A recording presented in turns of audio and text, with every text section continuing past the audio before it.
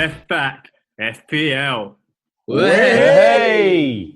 Way! Game week 9! It's the Game Week 9 preview. And ladies and gents, I'm back. It is Jimmy Ferguson, your one and only host here. Sean the John McGinn fanboy did fill in for me last week. Captain Russ himself and I think it was NVD. All taking the piss, eh? I'm back, lads.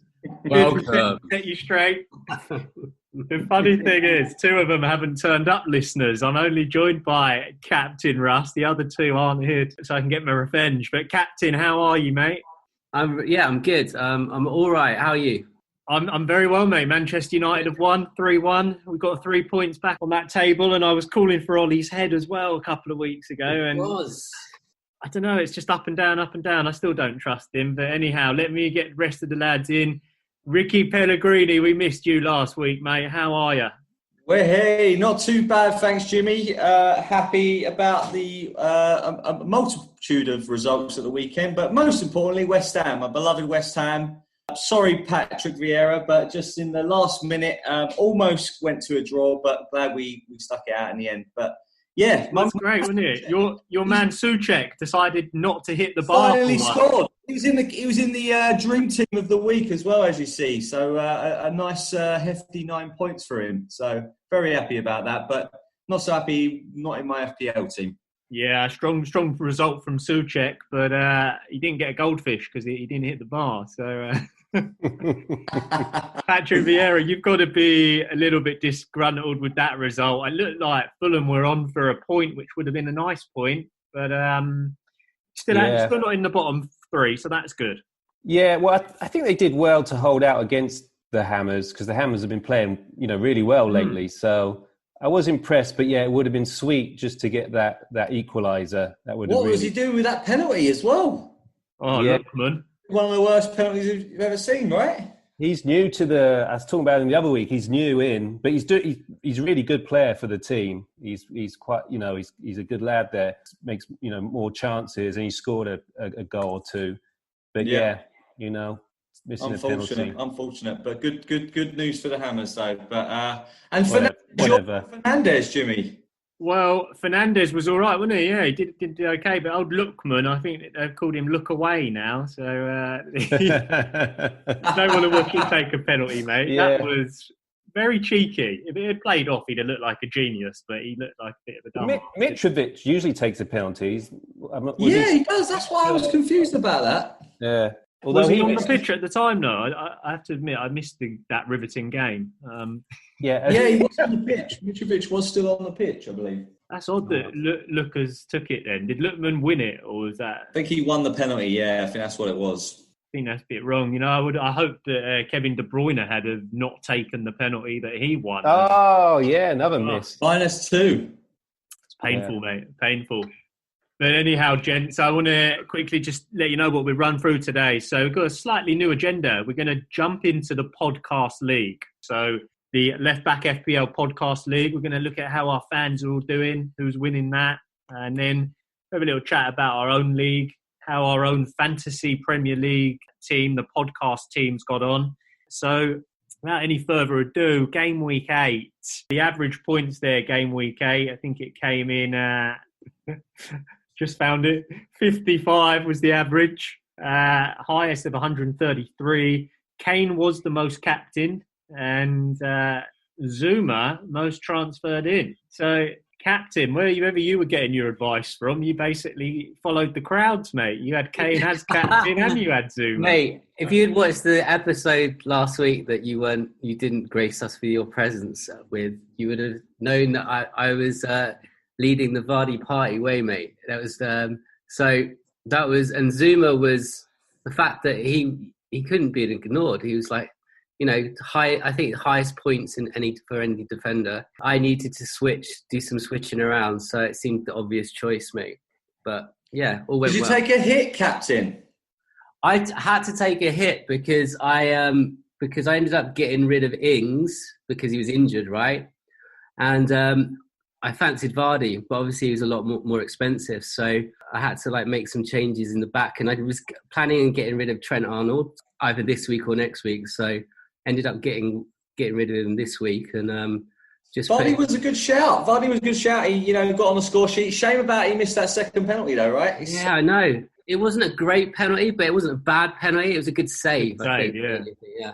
It was a brilliant save. I mean, it was a better penalty than Kevin De Bruyne's penalty. I missed it. Didn't even hit the target, mate. Pulled it wide. Didn't even get on target. Horrendous. What's going on? Who's got KDB in their in the FPL league? I think Jimmy. Oh, yeah, yours truly. But let's get into that FPL league. We've got a top three that's changed slightly.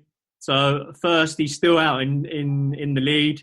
FC Farmers, Alexander Bursak. I believe that was Sean the John McGinn fanboy's mate that he met down the pub.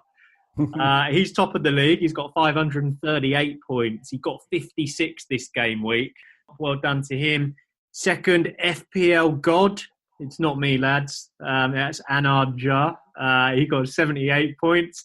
I love that joke every week. He got 533 overall. 5 points FPL Goddess off top, which is FC Farmers. I think what's worth calling out, though, for FC Farmers, and this is a pretty nice stat, he's 26,000th in the world. So that's not bad at all, is it? Better than us, lot. I'd take it. And in third, my personal favourite, Dynasty. Joe Watson, our matey on Twitter, regular follower of the show and regularly interacts with us. Good lad, Joe.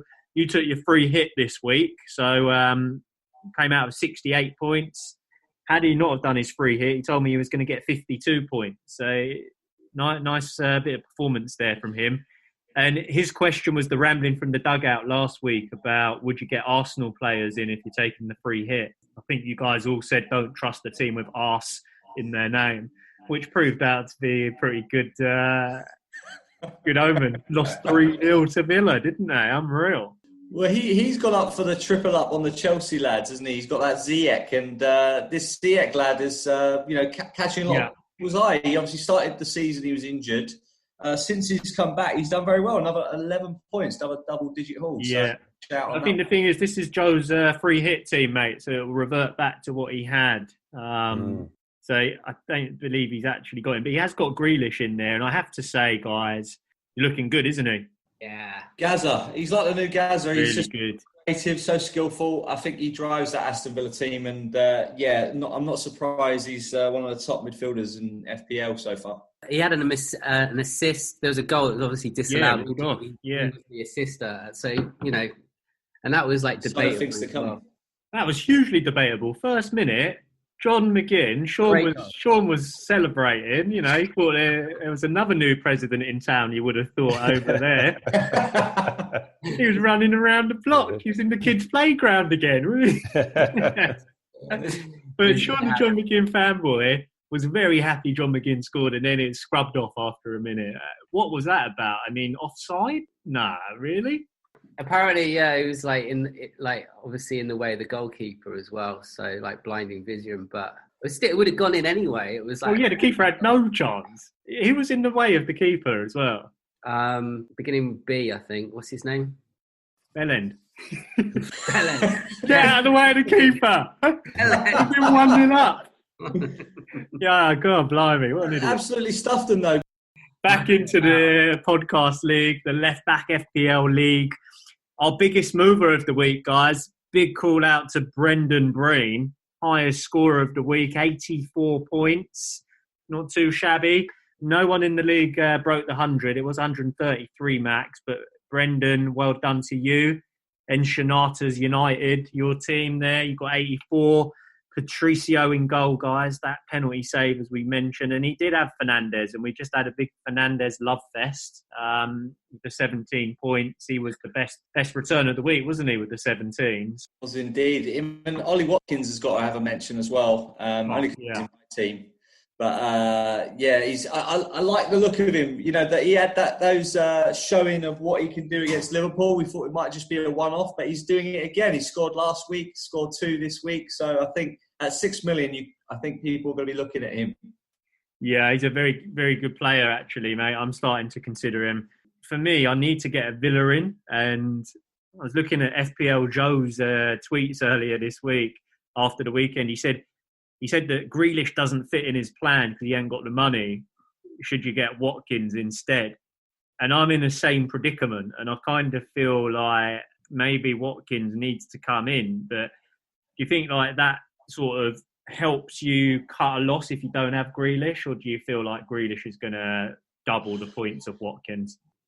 Yeah, I mean, I think Grealish is probably going to have more goal involvement. I don't think, as much as I just backed Ollie Watkins, I think Grealish is the one to have. I think out of the two, if you have to choose out of the two, of course, I've gone for both of them just because I do think they're going to score goals, Fulham. Yeah.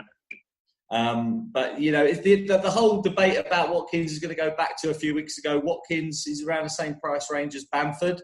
So do you know Bamford, Leeds score a lot of goals as well. So that's still going to be a debate for open question. But, yeah, right now, Watkins, I'm sure he'll be a highly transferred player in after the international break. At the moment, only 6% or so have got him. So he's, a good one for a differential. Oh, yeah. That makes Absolutely sense. There's also Mings, the defender as well. He's racking up the points. Well, he's certainly a big differential when you talk about Grealish, 34%. And Grealish only got 13 more than Watkins. And to Captain's point, Mings is sitting on 42, so only 5 behind Watkins himself. But still a lot of value in the Villa team. So, Pellers, you did talk about Watkins there. You've got him in your team. I think before we jump into your team, you are the highest ranked pundit in the left-back FPL league, other than James Sherman. James Shearman, our intern who writes the weekly blog post. So, guys, please keep a lookout for him. He obviously knows his stuff. He's sitting in 16th. But, Pellers, you're sitting in 21st. In our local league, the New York Brit Street Boys, you're in second. 62 for the week. Puts you in 21st in the left-back FPL poddy team. What went right? What went wrong, Pellers? What's your one flop, one clop of the week? Well, I think I have to shout, on the back of what I was saying there, I think Watkins, right, he kind of saved me, to be honest with you, because I wasn't looking like the best game week. I had, all right, sort of beating the average just about, but then Watkins put me over the top and then obviously back in, in a good position there before the international game week. International break, rather. And Werner did it again. We were saying about the wiener. Should we get rid of the wiener a few weeks back? But he's swinging it around, wasn't he? He's swinging it around. He's doing his helicopters and he's showing us what it's about. But I think we can't ignore him anymore, even at that price range. I think he's doing good. One I'm now starting to debate is Jimenez, because Wolves are not really scoring goals. So maybe I need to look at keep Werner, keep Watkins, but ditch Jimenez. And obviously, the whole Tottenham debate as well. I think I'm going to be interested to see what you lads think in the second half. Pellers, one thing I want to ask you there. Firstly, I've got to just make a comment. As Wiener was doing the helicopter, I bet you were as well, celebrating in the mirror. We all know you were. Birthday as well, mate. I'd already had a few shadies by then as well, getting ready for the West Ham game. So, yes, I certainly was. As long as you weren't doing it on the edge when you're up there, that's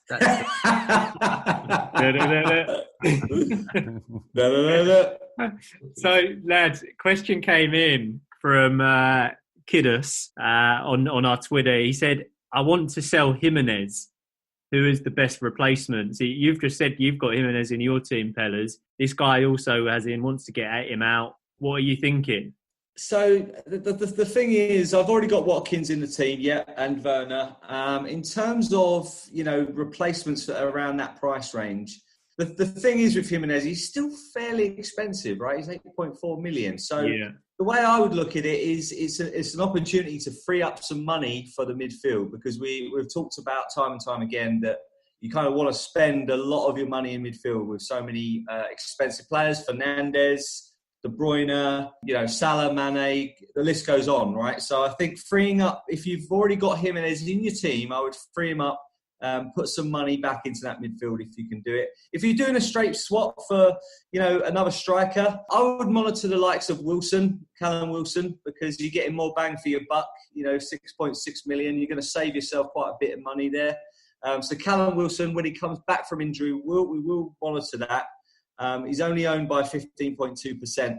I would personally choose Wilson over Calvert-Lewin. I'm still not convinced Calvert-Lewin's going to do it for the whole season.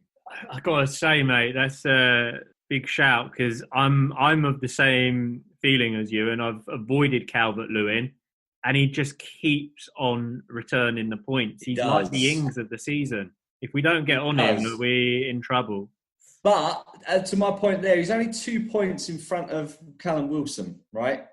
So and Bamford has even got more points than Calvert-Lewin. So I think the whole the match, as we like to say on this show, might be over. He will still nick a goal here and then, but I just don't see him getting 20 goals a season. I just don't think. Okay. So you're saying, though, but really what you're saying there is Jimenez, downgrade. You're saying save that 2 mil, put it in your midfield and downgrade. Absolutely. Yeah, two cheaper strikers, maybe one good one. Okay, excellent. Thank you, Pellers. Nice intel there. Kiddos, I hope that helps, mate. And moving on from there, back to the left-back FPL League. Patrick Viera, you are our second pundit on the call. Yes. You're 1 place behind Pellers and 1 point behind Pellers.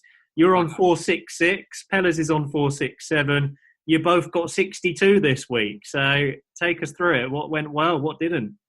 I think, what went well is my team generally performed, well this week. Nothing, too crazy in the term of high marks from any of them. They just all performed well. But what I did mess up on was I did transfer out Fernandez for Grealish. And as you know, Fernandez, we were talking about him. He, scored a bunch. And then again, this is something that I was, constantly doing last season, was picking the wrong captain. And I've been sticking with Son for the last couple of weeks, and he just hasn't been returning. So, they're my two, things I need to, or the one thing I need to really consider moving forward is my captain pick. But other than that, they did well, and I managed to hold on to, my spot on the table. Yeah, I mean, looking at your captain pick, the only one that was Salah, right, like you say, would have done it, got you a few more points.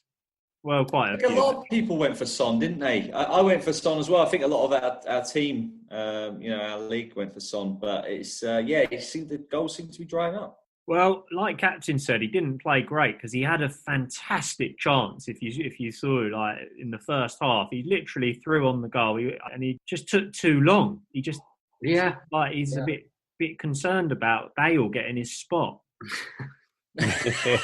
I don't think Bale's behind him, whispering in his ear. I'll tell you what, though, it's making me think: is it time to get him out of my team more so than anything? And I know you said we'd get onto it second half, but I'd love to touch on it now. Because we're there, right? I'm feeling that it's time to get rid of him. I don't think you can have both anymore. Got a point. Son today, Son tomorrow. Yeah. I think you're right. It's, like we touched on the hard fixture list that's coming up for Spurs as well. The gone are the days where they're going to stick 4 past Man City or Chelsea, But we don't know. They might come back and bite us because it's bit us before when we get rid of Son. We've got rid of him. A few people have got rid of him a few times this season because we thought he was injured and he's come back to bite us. So we'll have to just be careful on that one. Yeah, I mean, he's 9.3 million, mate. A lot of money that I could do something nicer with. Fernandez. But the other thing is almost 60% of teams have him in. So wow, there's some of these, and like Calvert-Lewin, he was up there too, almost 58%. So if you're not sure about these particular players and want a bit of a differential to make up points somewhere else, they might be players to consider. Yeah, it's a good call, Patrick. Yeah, I'm going to make a tip here. I reckon, I'm looking into my mystic ball here, Captain. I can see my mystic balls. I can see Son being the most transferred out player this week. Yeah, me too. He's 9.6 as well. It's a lot of money that's available there, Is he 9.6? Yeah, he's already the 5th most transferred player out right now. He's gone up 0.6 since the inception of the league. I only get 9.3 from him. That's not fair, mate. I'm writing an email. I'm starting it right now. Okay, guys, anyhow, let's progress on back to the league. So Patrick Viera, well done to you. Left back FPL. Captain, it's then a bit of a fight really between me and you. And Sausage Burner as well. He's kind of like, there's three of us that are kind of battling down. Oh, so Sausage Burner's not in the left back FPL league. He's not allowed in, so keep it on the down low, mate. Just in case he's listening. He might burn it. He's too busy burning sausages. He's far too busy. But I had a 71 points, mate. I'm sitting in 39th in our league out of 68. So in the bottom half, which isn't nice, but not a bad result. 71. Came back from my 32 of the previous week, which really was a killer. But I'm not too confident at the moment. I feel as though my one clock for the week was Ziyech. I bought Ziyech in. About time too, because Pulisic, who I've had for the first 7 weeks, I think returned 5 points in 7 weeks. And what a foolish thing to keep on to him. But Ziyech was definitely my move of the week. 11 points. He's looking very good, lads. I do think he's one that's worth looking into. And I think the most disappointing thing for me was probably De Bruyne. I've moved early to get De Bruyne in. I've had him in there for 2 weeks now. And I moved early because I've seen that he's been doing so well in the Champions League. Four assists in 2 games in the Champions League. I thought he was back to like his best. And he almost was, you know. It almost could have been such a different story for me. But obviously he missed the penalty, dragged it wide. And I was just begging at the time when he got the penalty. I was just like, just don't take it. Just don't take it. Because if he didn't take it and Jesus took it and scored, I'd get an assist anyway. So I couldn't have lost. But by him taking it, I was just like so unconfident. But, you know, there you go. But choosing the right captain is so important, though, Jim, right? You went for Kane. Yeah, it is important to get a captain, mate. But I do feel I got very lucky this week because my defence worries me. I got Target, who got 11 points.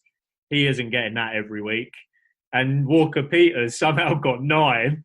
I've no idea how he got 9. He got the 3 bonus points. Thanking my lucky stars, mate. Because captain into your team, you were right on the arse.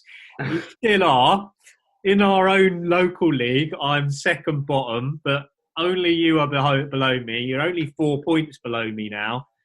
You also got 71 this week, captain. You actually got 75, but you took a 4-point hit.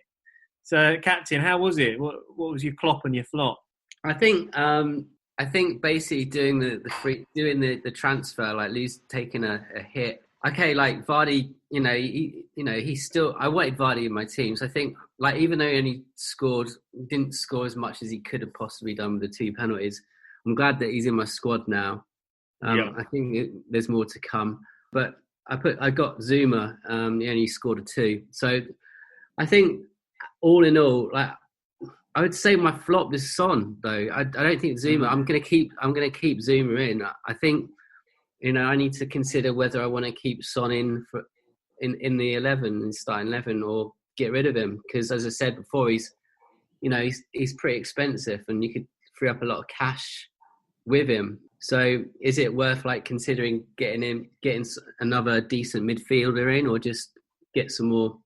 See, my defence isn't great either, so I was thinking of maybe freeing up some money to beef up the defence because my subs are pretty flat. Like I don't know, mate. I think your defence is pretty tasty. I mean, Justin's not bad. Leicester are top of the table. And no, sorry, my substitutes. I've got like a good 11, but my subs are just like kind of flaccid. Do you know what I mean? They're not doing anything. So I don't know whether I need to. Flaccid? I don't know what you mean. I've never heard that term. never had that problem, mate. But I mean, you got Taylor and you got Taylor, right? I mean, he's Burnley. Taylor's great, but I've got You've gone double on Chelsea. You've got Chilwell and Zuma. I'd say you've got a pretty tasty defence, mate. It's not as though you're sitting there with Walker Peters and Branthwaite and Target. Most people didn't even think Target played. But Captain, you have gone the double on the Chelsea at the back. Interesting move there. Yeah, I think they've been working on that though for a while. They've obviously given away quite a few goals. Okay, they didn't keep a clean sheet this time round, but they're looking solid. And he's made a lot of changes in his defence, recently. And I think I don't know. I'm hoping to. Not that I want Chelsea to do really well anyway, but at the same time, in an FPL point of view, you know, they've got Newcastle. Like the next game's Newcastle, Spurs. Yeah, clean sheet there.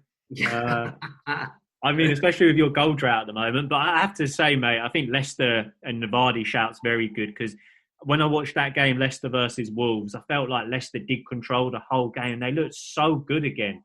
Yeah, they just look like, and Patrick Viera, this is kudos to you saying Leicester, they're going to lose it. They've lost it. They're definitely not going to be out there top of the league, mate. They look very good. And the game's coming up, really, look at that. They've got a tough one against Liverpool, but then they're in Fulham, Sheffield United, Brighton. They're looking decent.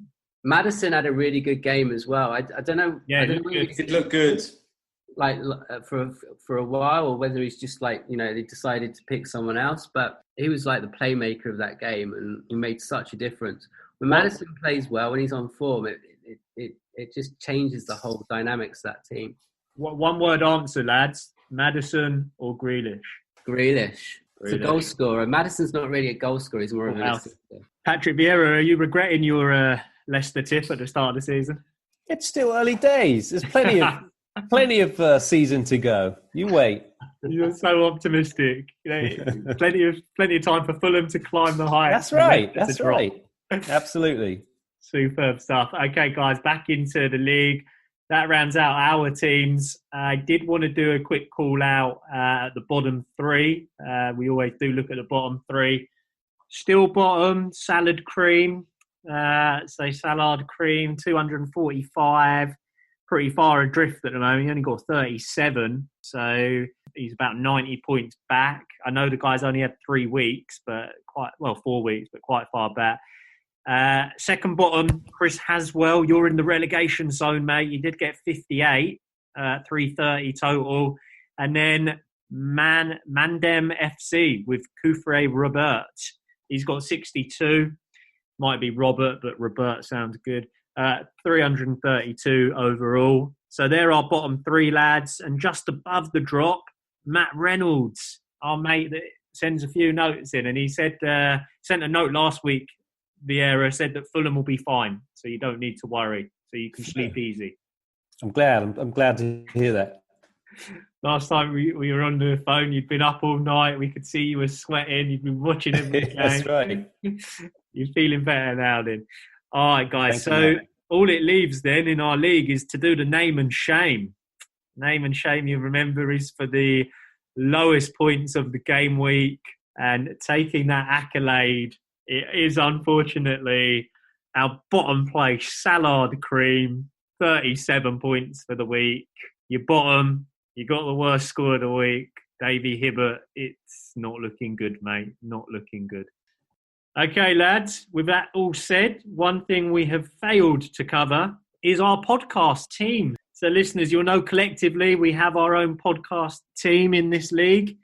It is shared management responsibilities. We all take a turn once every week. This week it was Rikki Pellegrini at the helm, I believe, or was it Sean the John McGinn fanboy? It was Sean the John McGinn fanboy. Take it back. It was Sean the John McGinn fanboy. He's not here to defend himself. He got 54 points. So I think the one thing we can say, though, is, you know, his own team only got 45 points.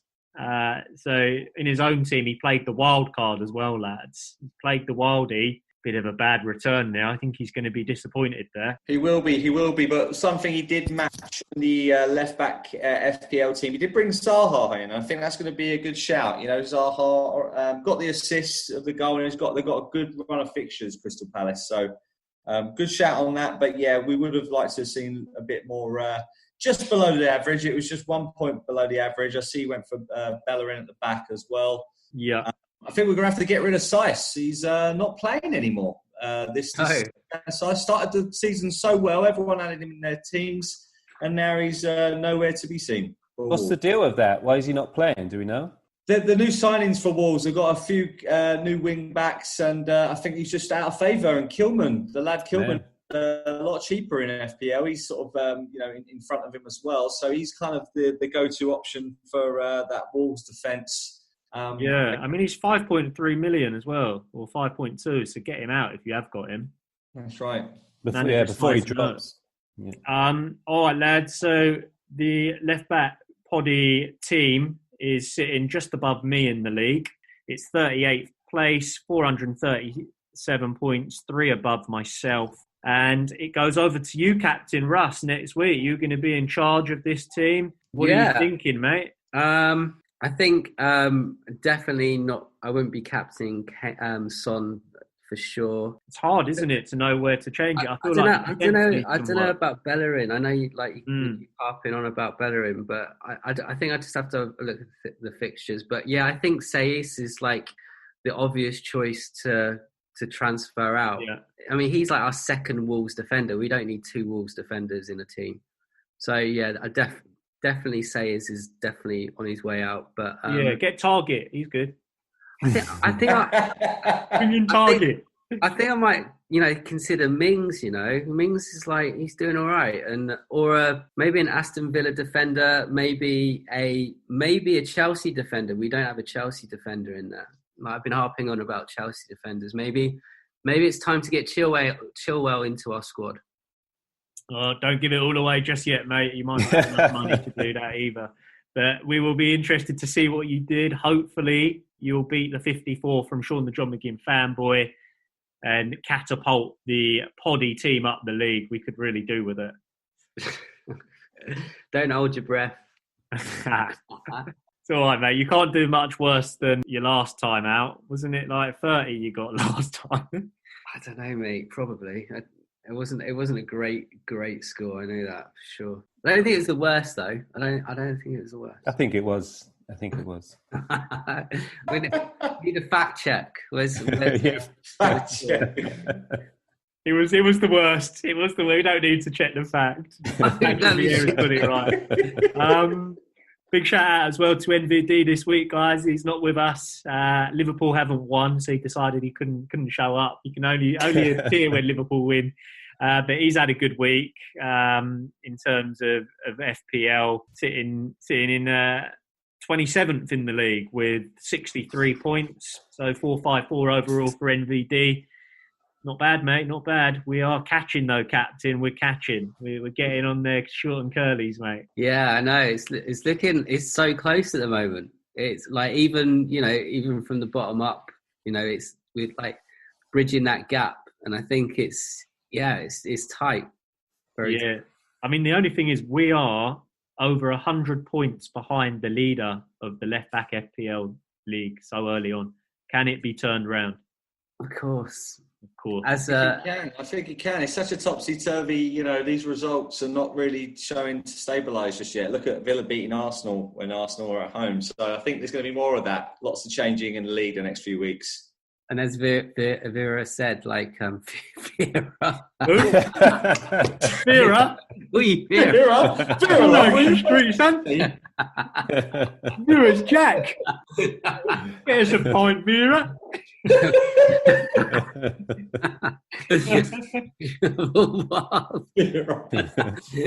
What Vieira said was slow and steady in the race.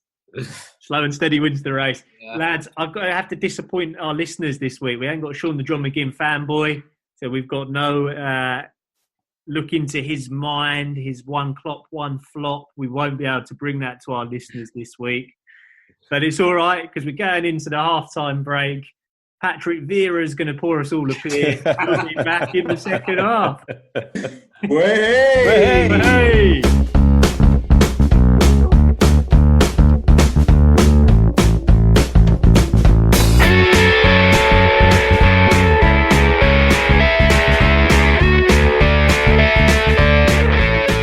Welcome to part 2 of Left Back FPL. Hey! Part 2! Part 2. Game week 9. Woo-hoo. Hello, listeners. We are back. It's your same pundits from the first half. Myself, Jimmy Ferguson. You got Captain Russ, Patrick Viera, who's got us all a nice pint of Guinness. Thank you, Viera. Welcome. And Rikki Pellegrini. Oh, lads. Hear that? That can only mean one thing, listeners. It's a Rambolino. Rambolino! Rambolino. We've got a rambling from the dugout. Hello, who's on the line? Hello. Hello, it's Nige. How you doing, brother? Nige. Yes, very good. I heard your show, really liked it. I thought it was a really pucker. And I was talking to my mates, and we were like, doing the FPL thingamajig and wondering what we could do in regards to some games coming up in a couple of weeks. Man City's got a couple of easy games coming up, and was wondering whether it's worth getting any Man City assets for game week 10 and 11. 10 and 11, interesting. Thanks, Nige. Nige from North Acton, lads. Good question. I've already been thinking about the Man City and getting them in, and I've already bought in Kevin De Bruyne, as you all know. Interested to hear what you lads are thinking. Are you going to be bringing in any Man City Pellers for the next? What's interesting about Man City as well is they started to look a bit more solid in defence, in my opinion. So I think it's worth a shout on the Man City defence. Now Laporte's back. He seems to be making quite a good partnership with Diaz at the back. But I've got to say, Kyle Walker, I know he was kind of at fault at the weekend, giving the penalty away. But I think he's been, apart from the Liverpool game, he's been pretty solid. He's only in 7.9% of teams. Obviously got on the score sheet as well last week, and just looks to be the all-round defender that Man City really need. He's got a lot of speed. He will get clean sheets, and I think Man City will get clean sheets and also get some attacking returns as well. So I would be looking at defenders. Again, Kyle Walker. Going forward, it gets a bit trickier outside of De Bruyne or Sterling, right? Because the likes of Foden, who we've called out a few times, he was on the bench the whole game. Now that we're dealing with, Champions League games, it might be tricky. So, yeah, I'm personally going to be looking at defence. And would you be getting them in now, as in game week 9, or with an eye to save some money game week 9 with an eye to get them in 10? I think, yeah, exactly, Jim. Because you've got Tottenham. We all know that's going to be a pretty cracking game. I would tip that game to have goals in it. But, yeah, in terms of defenders, I'd wait for maybe just another week and then really looking at those Man City. And ironically, because they are playing Tottenham, it will be kind of carrying that over the fact that Tottenham have got quite a hard game week coming up. So yeah. Man City could be the way forward to transfer. Excellent stuff. All right, Pellers. So, Man City, I'm just looking at it now, right? The highest point scorer for Man City with 33 points so far this season is baby Raheem. So, Raheem Sterling, Patrick Viera, your nephew. What are you saying? Yeah, I agree with everything Rikki says, but there's two things. There's one, I'm waiting for them to really start getting the points in because, yeah, like you say, 33 points for their best, for their top points for their players is not great at the moment. They're not getting those points in for the FPL, managers. They're not quite firing on all cylinders, I think, either. They might be getting a bit of, team fatigue with the European matches too. And the other thing is a lot of their players are quite expensive. So the only one I would be considering, I'd love to get De Bruyne in, but until he starts getting those double digits in game week after game week, I'm not going to touch him. The only other one is Foden. But again, Peller's mentioned that he was benched all last weekend. So it is a tricky one. But for me, I'm going to stay clear for a few more weeks. Okay, staying clear a few more weeks. I mean, that does mean that you won't have a City player in your team when they come up against Burnley and then Fulham. So that's game week 10 and 11. Captain Russ, what do you think about Vieira's strategy there? Are you thinking, given those fixtures, it's worth sitting at the moment, or are you with him? He's right with the fact that they are expensive, and I think last season and the season before, you could always rely on the likes of Aguero and De Bruyne to get you the points. But obviously, Aguero's not on the cards at the moment, and De De Bruyne is just not having a great time at the moment. But you can't really avoid De Bruyne, even though he's expensive. You know that he missed a penalty last week. I think you can rely on him. And if there was any player I would consider as De Bruyne, I wouldn't really waste my time looking at others. But I personally wouldn't consider any Man City players at the moment. Okay, interesting. So going into game week 10 and 11 with an eye on that, I know we've got game week 9 coming up, but with an eye on that, Peller's is considering City. He's saying, if he's going to go there, it's defenders. Patrick Viera and Captain Russ are not seeing the value there. But, Nige from North Acton with your question. Personally, myself, and I am one of the lowest ranked pundits, but I am seeing a lot of promise with City. And the reason I'm seeing promise with City is I think they are turning it round. And I know Champions League is a completely different competition, but if you look at De Bruyne's stats, if you bring in the 2 Champions League games, his 2 last Premier League games, 6 assists in 4 games. Yet 4 of them were in the Champions League, but he is starting to tick. And for me, if you can get Kevin De Bruyne in your team, now's the time to do it. Try and get him in before everyone else has got him in, as I've done. He's in 15% of teams compared to Son, who's in like 60%. Now, if De Bruyne hits 2 goals, you've just won a massive gain on everybody. And had De Bruyne have put that penalty on the weekend, I'd be laughing right now. Obviously, I'm crying because he didn't. But I do think it's time to get City in. The other player I really want to call out is Jesus. Now, he's played 2 games this season and he's got 15 points. From 2 games, he's got 2 goals. He can't really do much more than that. He's going to be playing because Aguero's injured. He's definitely in the team. He's 9.3 million. Earlier in the show, someone asked a replacement from Jimenez. If you can afford an extra 1 mil, Jimenez to Jesus for me definitely is a really viable shout, especially when you look at the fixtures past Spurs. So what I'd be looking at, right, how do I get 1 million into the team so I can get Jesus for the game week 10 and 11, where I think Man City have got Burnley and they've then got Fulham. I think that's a good couple of fixtures there to have someone like Jesus who could return. So I think that's a good shout there, Jim, and especially because we were talking about getting rid of Son potentially earlier, so that could free up some funds as well to get Jesus into your front line. I think it's a great shout. 0.9% of teams, Jesus, and he's going to score goals. Look what he did against Liverpool. Great finish, right? So I think that's a great shout. Yeah, he's a huge differential. And I've just given my master plan away there, Nige from North Acton, so everyone knows what I'm up to. But how did you like that advice? 2 of us saying go for it and 2 saying no. Yeah, it was really, really great. Cheers, mate. And I really appreciate that because I was thinking I need a bit of cheeses in my life, and I think that's it. That's what it is. Or I'm going to stick it on that, if you know what I mean. Definitely always stick it on Jesus. You can't go wrong there, Nige. And Nige, I wish you the best of luck for the weekend, mate. Cheers, mate. It was great talking to you. I appreciate it. Thanks, lads. And, if I see you down the pub, after this COVID, I'll buy you a Corona. What a nice bloke, old Nige. But Jesus, Jesus. I think that's a good shout. I feel like it's a good shout. What's going on, mate? I also, I thought it was a good shout, but I also thought Morpay was a good shout. So, take it with a pinch of salt.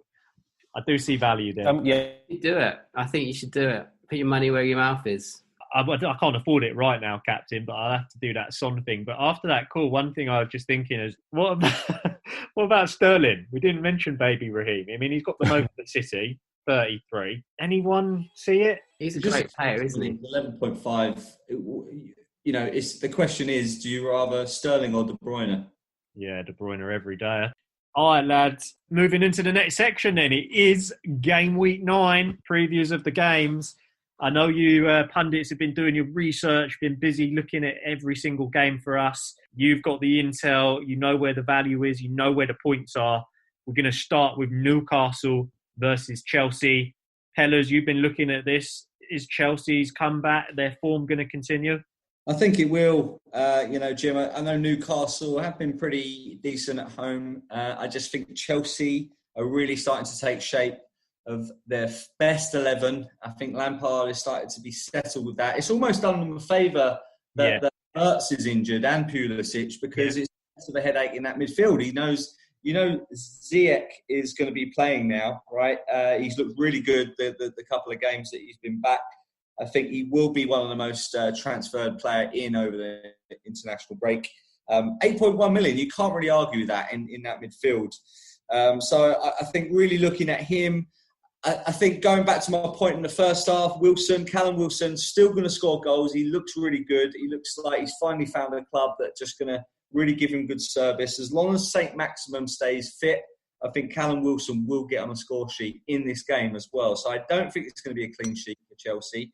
And of course, Chilwell. Chilwell just continues to bag in some results. Obviously got a goal at the weekend as well. And of course, Mawina. He's got it out again. He's got it out again, and he's going to do helicopters. I see a 2-1 to Chelsea. I think it's going to be a comfortable win, but they will nick one, Newcastle, on the counter. 2-1 Chelsea. I like what you've called out. I really feel like Wiener's turned it around. I feel like he's coming good. I feel like this is his time. Pellers, Werner or Ziyech, if you had to choose? That is a good question, Jim. I think over the course of the season, Werner. Right now, Ziyech. So sitting on the fence a little bit there. But right now, Ziyech, just because you can't ignore him in that 8.1 billion bracket in midfield. So Pellers has said Ziyech right now, but Pellers has got Werner, so we all know what he's doing. He's playing that little double bluff. But moving on. Swiftly moving on. Captain Russ, the next game of the week is tasty one here. Aston Villa versus Brighton. I know that you had a little look at this for us. Where are the points? What's the score here, mate? Well, you can't ignore Grealish, right? Absolutely. He's he's on form at the moment, and it's Brighton. Kind of no offense to Brighton, but they're not the big dogs. And yeah, I can see Villa winning this. I don't think they're going to win as comfortably as they did against Arsenal. I watched the Brighton game and the Villa game at the weekend, and Villa did look really strong. Brighton, on the other hand, didn't. Like even Maupay just didn't have a particularly good game. Very quiet. Yeah, missed a sitter really. Do you think there's going to be a lot of goals though? I think Villa will get it. I don't think Villa will keep us clean sheet this time round. I think Brighton will get one. I think it'll be like 2-1. 2-1 to Villa. You're seeing Grealish, and I'm going to go for Watkins. Watkins as well. I thought you were going to roll in Mings. I know. I did. Yeah, I think he's going to get Mings love affair. Exactly. Maybe an assist. I think he'd be like up and down that wing. Yeah. What from centre back? Yeah. Okay, perfect. Thank you, mate. So Villa to win 2-1 against Brighton from captain. Completely agree. I think Villa will win this game. Going into the next game, third game of the game week, it's Burnley versus Crystal Palace. I had the privilege of looking at this one, guys. And listeners, I think when you look at this game, everyone's like, definitely Palace on form. Burnley haven't won a game all season. They're sitting 19th in the Premier League, -9 goal difference. I personally think they're going to turn it around, and this is the game. They've got to win a game at some point. This is Burnley. They're not a dreadful team. We've seen them from the last few seasons. Against Brighton, they kept it clean at the back. It was 0-0. It was really dull. It was really boring, as Captain just mentioned. And we all think Palace have just come off the back of a 4-1 win against Leeds. I think that was naivety from Leeds. They don't quite know how to defend properly. Too many gaps. And also, the one thing I would say in that game is every shot Palace had seemed to go in the back of the net. You don't get that every single week. Now, I see Burnley defending very strongly against Palace. And I actually think Burnley are going to take this. And I reckon it's going to be 1-0 to Burnley. And Ricky's cousin, Chris Wood, he's going to pop up. Chris Wood with a header, far post into the top corner. Pellers, am I wrong? You're not wrong about that. Good old Chris Woods. Regular listener of this show, by the way, up in Burnley. But yeah, he's got a massive head, so he never misses. When it hits that head, it goes in. But I think maybe, mate... It's always good to have a massive head, right? Always good, yeah. unless you're trying to get like on a ride at Alton Towers and squeeze your head in. Then it doesn't help, does it? Anyhow, boys, I do think Zaha, maybe I'm missing him because a lot of people are on him. Do you think, writing Palace off with a 1-0 here is dangerous? I think 54 points so far this season. Zaha, you can't ignore him anymore. He's sort of started in that kind of, false number 9 and obviously still on the left wing, right? But he seems to be playing further forward. He's not dropping back so much anymore, and he's showing what he can really do at Crystal Palace. I think he's just going to continue that streak. And look at the fixture list that Crystal Palace have got. Green. Good. It's green. Burnley, Newcastle, West Brom. Do not ignore Zaha. That's my problem, though, mate, with them is you look at those fixtures and you think they're just too good to be true, and they're going to stumble. They probably look at it themselves thinking we should get 9 points here. I'm just not sure. I mean, Zaha in the game against Leeds, they win 4-1. I mean, he got 1 assist, fair play to him, so it's good pass as well. But I just feel like Burnley's time. That's my take on it. Pellers is calling out Zaha. I do see where he's coming from. But the next game, it's Fulham versus Everton. None other than Patrick Viera.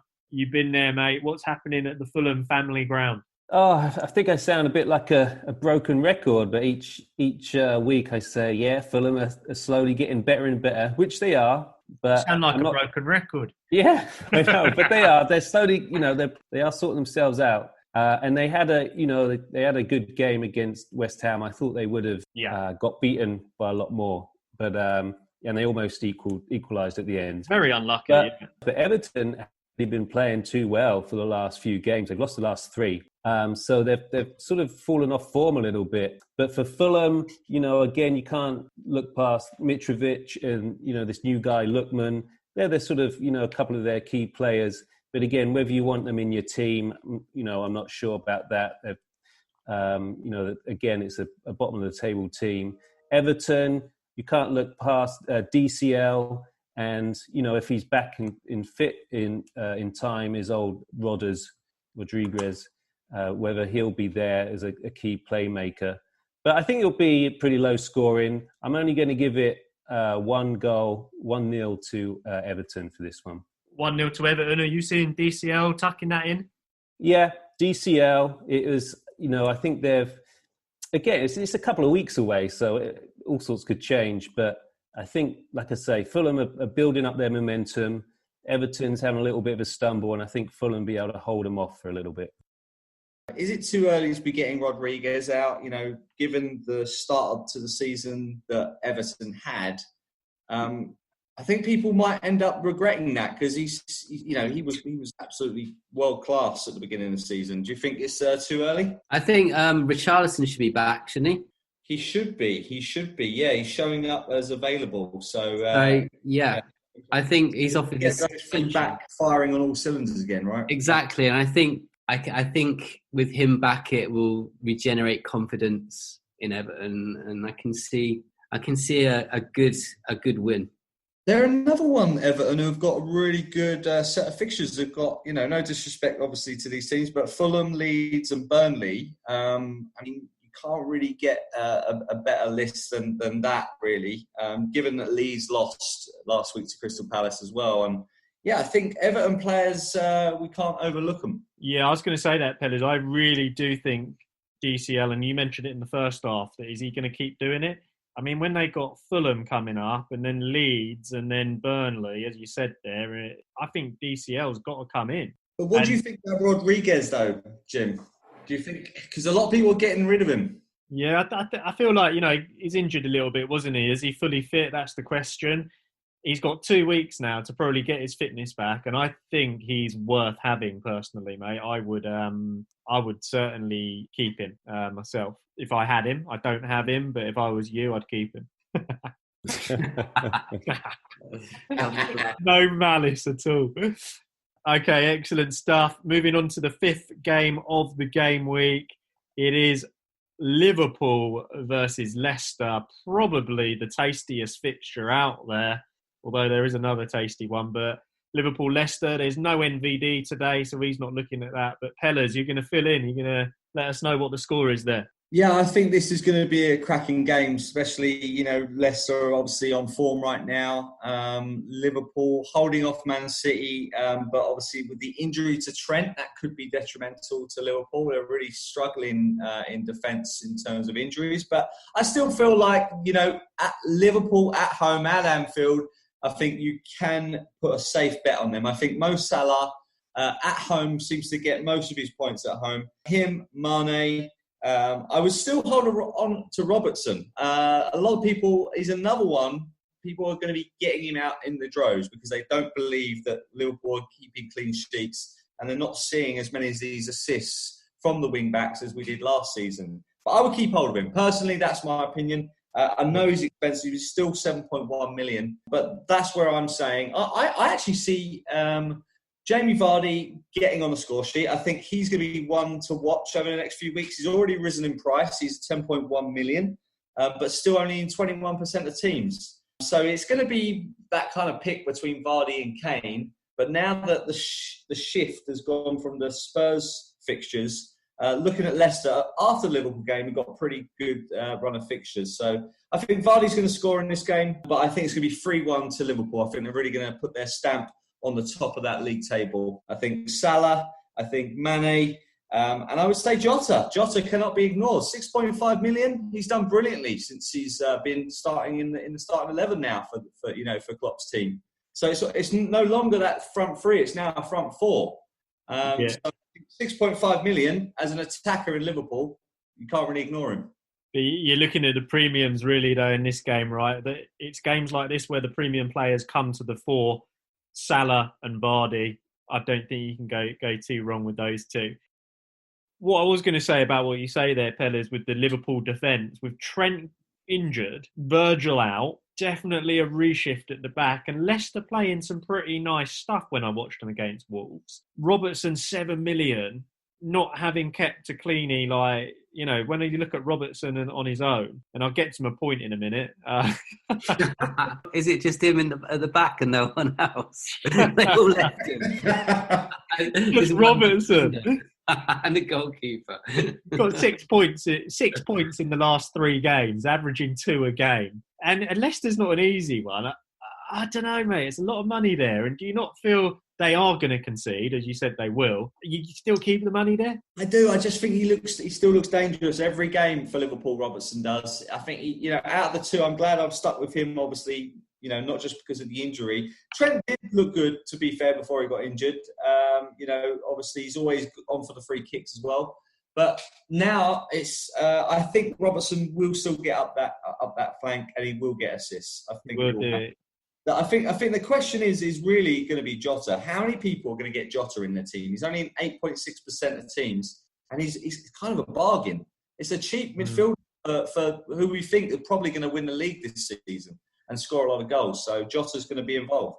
How often is he going to play 90 minutes, though? That would be my question. Yeah, that's my worry, yeah. I think he will. I think he's, I know they only got the draw against Man City, but that was good enough for Liverpool. They just didn't want to lose that game. It was more important for City to beat Liverpool than it was Liverpool to beat City, I think, at the weekend. So I think Klopp will be pleased with that. And I think Jota will play. I think he will play. He's playing too well. I feel the thing is, though, Peller, as you say, he's 6.5 million, right? He's so cheap at that price range. He really is cheap. So he is. I mean, 9% of people also are with you, mate, because 9% of people think he's worth a shout, and only 7% think Foden's worth a shout. So for me, he's in the same boat as Foden. Yeah, I'll be sticking clear. But NVD will be very pleased to hear that you're backing his lads 3-1. Captain, one word: Leicester or Liverpool in this game? One word. Liverpool. What do you think, Jimmy? What do you reckon? I think, personally, I'm going to go Leicester, mate. Not just to go against you both. I just really feel with Liverpool's weakness at the back and the way Leicester played against Wolves, I thought they looked really, really tidy. And they're better when they're away from home. They're just better when they're away from home for some reason. They attack. But don't forget, Liverpool haven't lost at Anfield in 2 or 3 years. Yeah, records are there to be broken. Eh? All right, guys. Guys, I'm going to have to move on to the next one. It's number 6. It's the most important game of the week. It's Manchester United versus West Brom. I've obviously had a look at this one. And after the way our season's been so far, I'm nervous to call it, but I can't see anywhere other than a win for Manchester United. I mean, West Bromwich Albion sitting 18th in the Premier League, no wins at all from their opening 8 games, and you know they've let in 17 goals. I'd like to think Manchester United will be able to knock a few past them. If I was going to say any game this week that's a gimme, I'd say it's this one. And I think there's a lot of points for Manchester United. If you're brave enough to rotate a United player in, this is it for United. And this is where, potentially for Manchester United, this is where, you know, after this game, it's then Southampton, it's then West Ham, it's then Man City. So this is the one game where if you're going to go for a United player, it's now. But you're probably only going to get them in for a week or two. So Rashford, Fernandes, they're the 2 that I'd be tipping. Am I going to go for either of them? Probably not, because it's a 1 week only. So I'm going to lose points if I don't go for them. But that's where the points are. Man United will win this game. It's going to be 3 or 4-0. That's what I'm seeing. Can't argue with that. I think Fernandes is going to be the one on everyone's radar. He's probably going to be a very highly transferred player in. Again, just he's expensive, but I think worth it. He showed everyone since he came to Man United. He's pretty good for FPL managers out there, and he looks to be back on top. He's got 53 points for the season, and I think that will just keep growing. I was going to say there, the way that my verdict of the game was met with silence, I was concerned I was wrong. But Pellers, you've validated me. I do think that, for me, Son is the guy that is on the brink of leaving my team.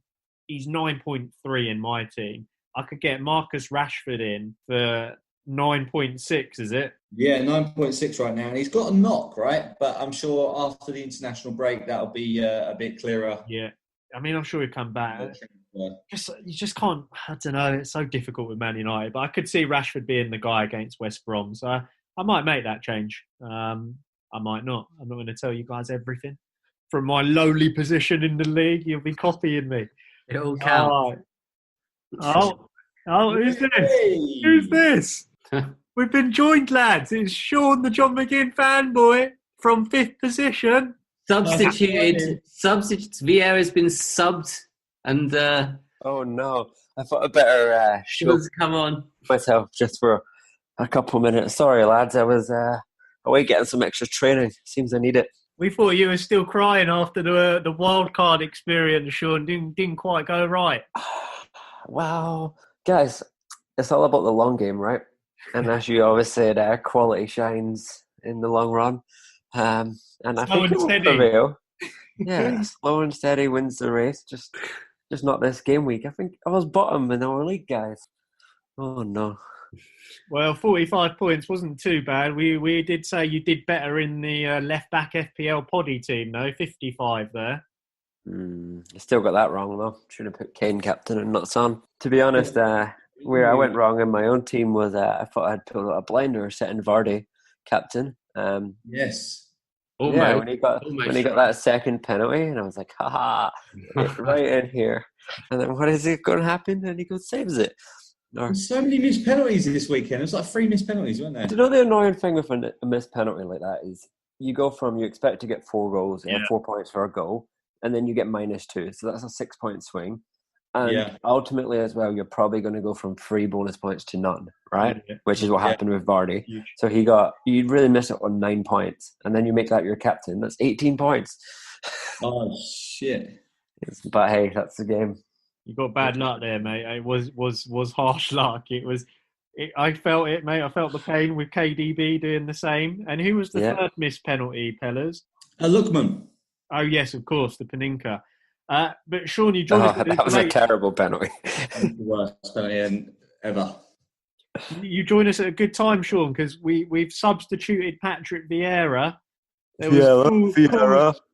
Calls from the terraces to get him out. He's put his curlers in his hair. Not a lad, Paddy.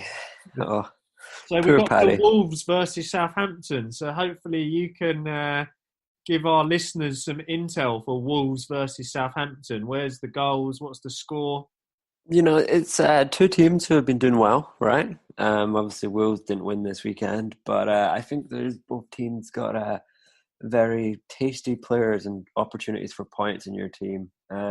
Start with Southampton. Obviously, I don't think, although the international break, I don't think Danny Wings will be back. So, we'll still be staying away from him. I think he's still got another 3 weeks out. So, probably miss the next 2 game weeks at least, in addition to that break. But you know who has been on fire for them? Shea Adams. Yeah, he has. Yeah, I was actually tempted to get him in my team. I did think about it. I hammed and a hard, but there was other strikers out there, and I actually got Ward-Prowse in my team instead, which I thought at 5.9 million. His performance over the last couple of weeks, getting 11 points against Everton and 2 goals and 17 points against Villa. I thought he's out there, but he was almost a blank this week. He got his points for turning up and the clean sheet, so 3 is better than 1, and I'll stick with him, to be honest. I think takes a mean free kick, doesn't he? I think the interesting thing there, Che Adams, you just mentioned, he's got 41 points. Danny Ings has got 47. He's only 6 points behind Danny Ings. And he's only 5.9 million. Yeah, and he's in 4% of teams. And he's going to play because Ings is out. This is what I'm talking about, guys. This is where you need a differential, 4% of teams. This is why we subbed you in, mate. This sort of intel. So that's there. On the Wolves front, though, and again, another opportunity. Do you know, one thing I'm disappointed with is size.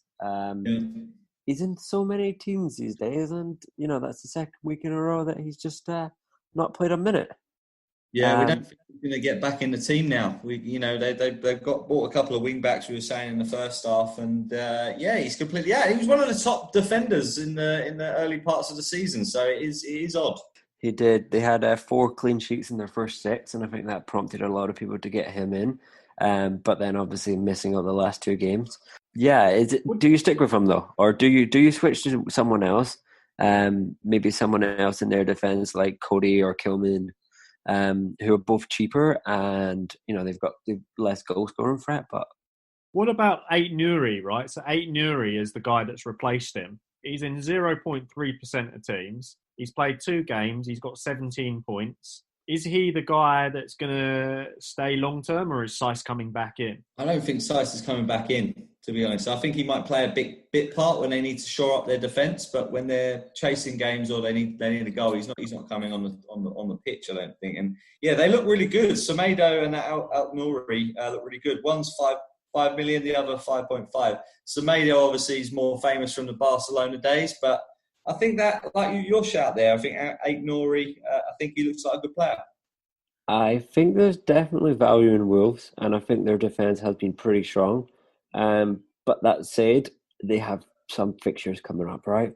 So you've got Arsenal. Well, obviously Arsenal are a bit dodgy at the moment, but then Liverpool, Villa, Chelsea, and then Burnley, Tottenham. So, they've definitely starting to hit their hard run of games, and is maybe someone like Tyrone Mings where, is Villa on an easy streak? That's maybe something to stay away from Wolves at the back there coming up. But then if you want to look Wolves up front and think in their goal scoring threat and are they going to score, do you stick with Jimmy Ness, your namesake? Jimmy.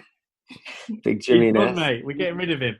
You're getting rid of him? Sorry, Jimenez, mate. No, I think it's too soon. I think Jimenez is going to come back, and I think he's going to up his game and get a few goals. So I'm actually going to stick with Jimenez, but yeah, you're right. Maybe Saiss out there. So who wins this game? Who wins this game? It's going to go, I like going for the goals, but both teams are up there. Let's go 2-2. 2-2. If anything, Wolves will edge it. I like that shout. I think there could be a lot of goals and good points in here. Sean, one thing I've got to say, I can't believe you dropped Schmeichel, mate. I thought he was your keeper for life. All last season I had him in there, and this week he eventually gets a clean sheet, and I don't know if you saw his save. Oh, amazing. Save, yeah. Right? You were brilliant. Yeah, and I dropped him, and I don't know. But we're also saying, Sean, to that point, a lot of people, I think it's a smart move going for the double up in the Chelsea defence. We're saying it could be the new kind of Liverpool double up this season. I noticed you've got Mendy in there, and you've got another Chelsea defender in there. Zuma in there as well, yeah. I thought it was good value at 5.2, but it didn't pay off this week. So There you go, Dave. But Wolves, Southampton 2-2. That brings us into the 8th game of the week. It is Spurs versus Man City. Captain Russ, you've been studying your own team. Are you going to beat Man City? Hello. Are we going to beat them? I was looking at their home results, their home records, past couple of years, and we won. We like 2-0, then we lost 3-1, then lost 1-0, then we won 2-0, then won 2-0 again. Then it was 2-2. I think we've had a pretty good record with Man City playing at home, and we've lost a couple over the past few years, but I think we could nick this. I really do, especially now. Man City are, they're not the Man City from last season, right? And I think it might be to do with fatigue. I think they just look tired. Yeah, they haven't got that. They got the Pogba syndrome. Yeah, totally. They've got the Pogba syndrome. They just don't connect very well, and it's not like seeing the Man City from previous seasons. That's what I'm saying. And with that in mind, I think Spurs are kind of, they won last week. Yeah, and maybe not convincingly enough as I thought they would, but I think the big question for this game is in an FPL: is it time to get rid of Son? For this game, and get someone else in? I mean, we've talked about how much he's worth. What do you think, though? What do you think as a Spurs fan? What, you going to get? You think Son's time to get? I'm not. I was thinking about getting a Man United player in for a decent midfielder in, but I think I'm going to give him another week. I think this could be his week to shine. He hasn't shone for a couple of weeks now, and I think this week Son not next week, the week after. This, I think the sun will shine, and I think we'll nick it. I think it'll be 2-1. Just like the wiener, the sun will rise. Exactly. I was going to say one thing is about getting. I got the Spurs double on my team this week. Son and Kane, got rid of them both, and I woke up on Sunday morning. It was quite nerve wracking. I knowing bet that they're in every team out there, right? And you think, shit, if they turn this on, if they do this, then everyone else is picking up the goods and you're taking a hounding. And I was pretty upset I was happy but upset when Kane scored that last minute, knowing that there was a few captains out there. I was so happy, not for Spurs. And I had taken Doherty out my team as well. My FPL team as well. He eventually got an assist, didn't he? Great ball in from him. Sure, he's still a threat. So, Captain, you also read out all of those scores for us. Was that all of the ones that Spurs had lost? No, that we won. You won all of them?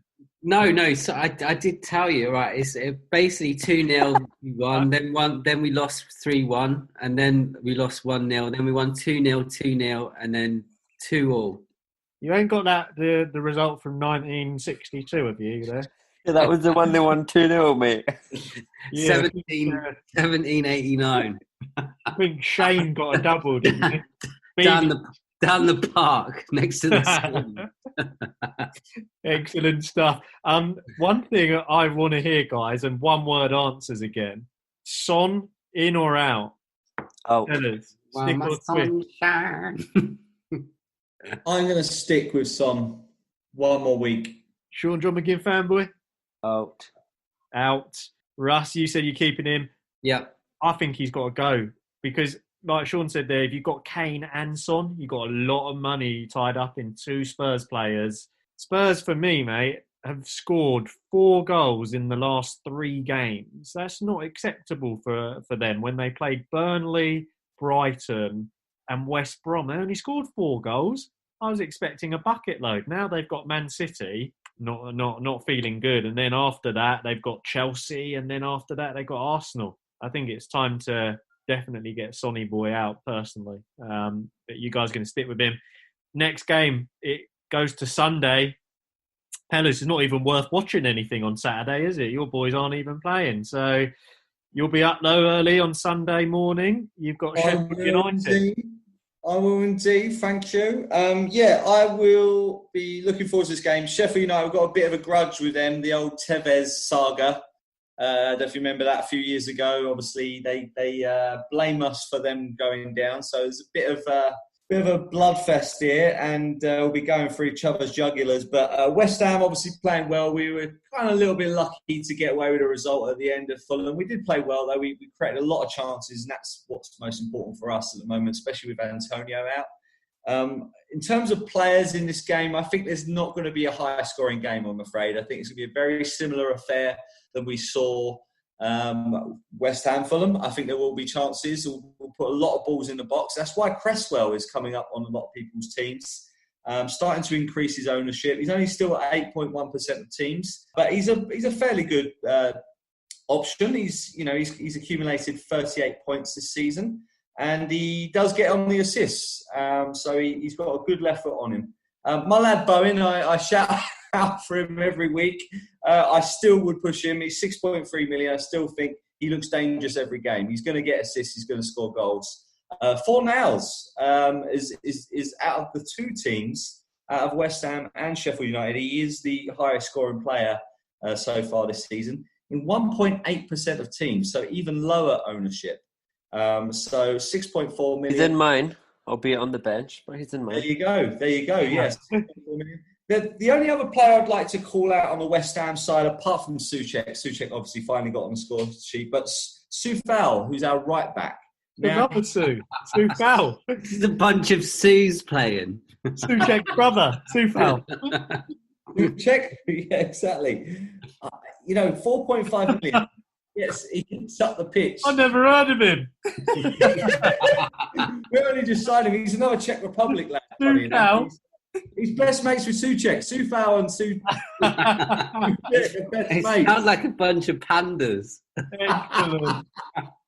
But you reckon Soufal, he's good at making a souffle. Is he worth it? They're making a souffle with Souček, and they're gonna do the business. But he gets up really high up the pitch, and that's why he got 8 points at the weekend, and I think he'll get more assists. So, like Cresswell, we put a lot of balls in the box because we've got the hammer who loves to get his end away on the end of crosses. And the hammer. That'll carry on. Playing away from home. But Pellers, you're seeing a pretty close game. You think West Ham will edge it? Is Antonio not going to be back? He's not. No, I don't think so. I mean, I hope so, but he looks like he could be out for a little bit longer. He might not come back just after the international break. I'll be honest, I'm being very biased on the West Ham side. We know Sheffield United can be good at home. They can be hard to beat, even though they haven't had the best start of the season. I'm not going to completely write them off. They're bottom of the table, mate. Bottom of the table, no wins, 1 point. Is this their time to turn it round? I was saying earlier, Burnley are going to beat Palace. Yeah, like I say, just the way the season's going, they've got to win sooner or later, and of course it'll probably be a bit against West Ham. It's just the way it goes. And who I think will get on the score sheet here for Sheffield United will be Brewster. I think he's the new lad. I can see him nicking a goal. I don't think it'll be a clean sheet for West Ham. I can see this being a 1-1, to be honest with you. A 1-0. So you just gone from West Ham winning it to a 1-0. I thought you were going to go 2-1 West Ham. Yeah, your heart wants it. I just think it's going to be a tough game. I think it's going to be a close game. I don't think it's going to be quite as cut and dry as that. I think Sheffield United will sit deep and make it really hard and frustrating for us. Yeah. I think I'm going to go for a 1-0. 1-0. I think Haller the Hammer will actually be a good shout this weekend as well. Yeah, I mean, I wouldn't have him long term. I won't be getting him. Excellent, guys. One last game of the week. It's Leeds versus Arsenal. Sean John McGinn fanboy, what do you think about this game? I mean, there's only one way you can realistically see this going. 4-3? Yeah, who knows? Who knows where it's going? Arsenal got absolutely torn apart by Villa at the weekend, right? I don't even know if they really turned up. See John McGinn getting a goal early on. It was ruled out by VAR, offside, right? But that didn't stop Villa, and they went on. And that's just Arsenal are so unpredictable. Are they going to turn up, and what are they going to do? But yeah, I actually see them winning this one. But again, is that enough to get players in? Is that enough? And basically, it's going to be Bamford running up front, and is he going to get a goal? He probably is. So even though Arsenal may win 2-1, let's say, the Arsenal defense is leaky, and I got Bellerin in, who I think's got more attacking prowess. But it's difficult to really pick up any Arsenal players and find a lot of value in their team, and likewise for Leeds, right? They're both two teams which are difficult to pick up players. Bamford at 6 million for a striker, 58 points this season. He's up there, and that's why he's in 35% of teams, right? It's a lot, but do you guys think he's going to keep doing that consistently? And would you have him in your team? I'm leaning towards him. I think it's a very accurate description of the game, by the way. I do think 2-1, it could happen. But Bamford, like you say, 58 points, third highest point scorer on the whole of fantasy. And for Leeds, if anyone's going to score, it's going to be Bamford. So I think Bamford's worth it. I think the question more is, right, and we were talking about this first half, do you go Bamford or Ollie Watkins? Or do you go both? Pellers, you've got Watkins. Would you? Yeah, I mean, Watkins did it at the weekend, right? He looked good, like he did against Liverpool. I think it will continue for Ollie Watkins. He was top scorer in the Championship last season, and we're starting to see why. But Bamford, you can't ignore him. It's a tough one. I think it's going to, at the end of the season, I think Aston Villa will score more goals than Leeds, is the way I'm looking at it. So that's what will make my decision. And Jack Grealish is playing so well. I think that's what makes Ollie Watkins so good as well. I think Villa have such a good run of fixtures coming up as well. Brighton, West Ham, Newcastle, Wolves, Burnley, West Brom. By far easier than Leeds' run coming up, right? So I think I would agree with Pellegrini there and go Watkins over Bamford. Lads, I've got to say, it's blinding to be back, by the way, because we missed out last week, a few of us, me and Pellers, but privileged to be back. And I think we've got to call out to the great job you guys did last week, but also to our Twitter fans. We have failed to even mention them, but thank you guys for all of the messages, the love, the support. Really appreciate it. We love hearing from you. And if you could go and give us a 5-star review on the podcast, that would really help us. We'd be over the moon. We'd even, consider buying you a beer if we saw you in the pub, but can't commit because we ain't got much money, but we'd consider it. But yeah, follow us at LeftBackFPL, at LeftBackFPL on Reddit.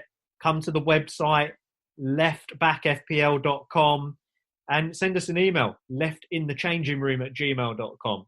That's all the ways that you can get hold of us. Don't forget, James Sherman. We called him out in the first half. I can't remember if it's pronounced Sherman or Shearman, but he brought me up on it. But I think it's James Shearman. He does the blog post every week. Keep your eyes out for that on the Thursday. And with all of that said, I'm almost out of breath, but we've still got time for the last segment, Captain Contenders. Captain Contenders. It is make or break. This is it for your week, where you either get the points or you walk off with your tail between your legs like Sean the John McGinn fanboy did when Vardy missed the penalty. Sean, over to you. Where are you going for captain this week? It's a difficult one. My team's... you just use my wild card, but it's not really set up for it. I'm going to go somewhere controversial. Crystal Palace playing Burnley. Let's go with Zaha. Going Zaha.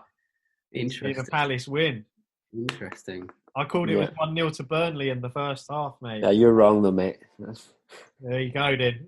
Zaha for Sean the John McGinn fanboy. Not wrong to go against me. Captain Russ, where are you looking, mate? Do I stick with Kane or do I go to Salah? That's the go Kane, $1 million question, isn't it? I think this week I'd probably have a preference of going for Salah. I think Salah for Captain Russ. Pellers, what are you thinking? I want to go for an outsider in terms of outside the premium players, but I'm going to go for Jack Grealish. He just looks so good at the moment. I think he's going to carry on this. He's at home against Brighton. I think Jack Grealish will do it.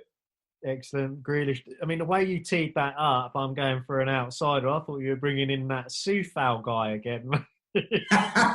He's really good. He's my number two. He's my vice. You're vice. Okay, lads. Obviously a Man United fan. Obviously playing West Brom. I can't look away from it. So Rashford for me. I'm thinking of bringing him in for the 1 game week, but I said it earlier. Other than this game week, I think you'll have to get him straight back out probably. But Rashford for me for this one. There you go then, lads. That's the Captain Contenders. That's the week. everything's done and dusted. What a fantastic episode, if I do say so myself. Lads, good luck to you all for game week 9. Way.